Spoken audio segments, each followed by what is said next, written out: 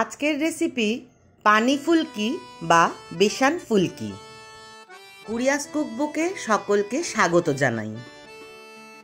প্রথমেই 1 কাপ বেসনকে আমি ভালো করে ছেঁকে নিচ্ছি। দেখো, এবার দিয়ে দেব সামান্য হলুদ, লঙ্কার গুঁড়ো, কিছুটা জোয়ান হাতে ক্রাশ করে দেব, তাতে গন্ধটা ভালো আসবে।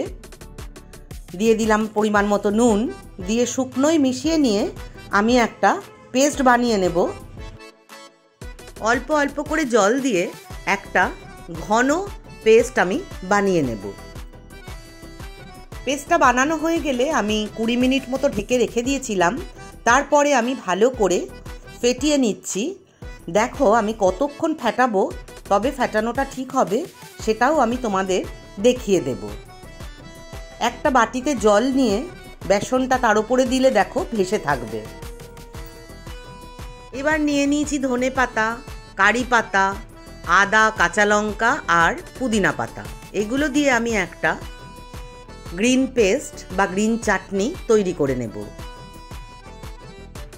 আমাদের রেসিপিগুলো ভালো লাগলে লাইক করো, কমেন্ট করে জানিও কেমন লাগলো, আর আমাদের চ্যানেলটাকে সাবস্ক্রাইব করে আমাদের পাশে থেকো।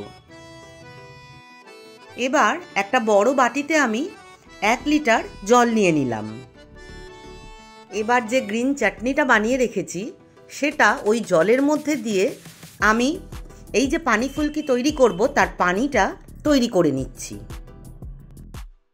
এই খাবারের চল বাঙালিদের মধ্যে অতটা না থাকলেও সারা ভারতবর্ষ জুড়েই কিন্তু এই খাবার সমস্ত মানুষ ভীষণ পছন্দ করে।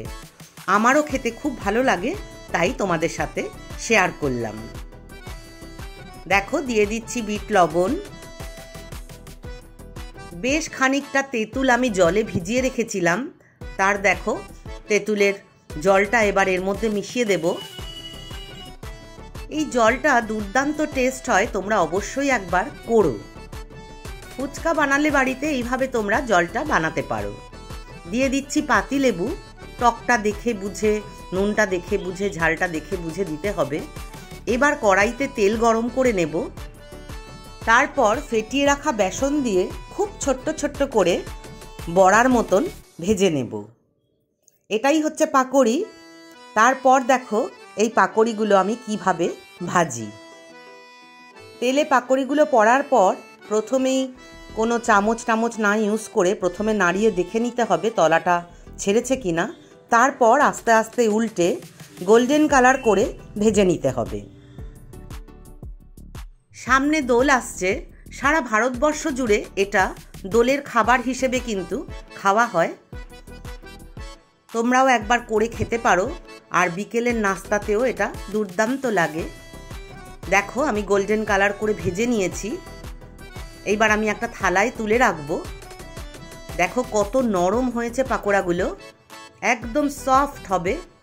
ভেঙে দেখিয়ে দিচ্ছি তোমাদের। এই পাকোড়াগুলোও কিন্তু গ্রিন চাটনির সাথে খেতে দুর্দান্ত লাগে। তবে আজ তো আমি অন্য ডিশ বানাচ্ছি।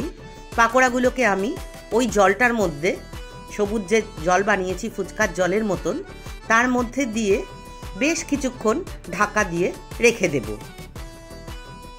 তোমরা চাইলে এই জলে চাট মশলা ইউজ করতে পারো, বা ধনে, জিরে, মৌরি ভেজেও ইউজ করতে পারো। বেশ কিছুক্ষণ ঢাকা দিয়ে রাখলে দেখো বড়াগুলো এরকম জলের মধ্যে ডুবে যাবে, নরম হয়ে যাবে বেশ। তখন তুলে সার্ভ করে দেব।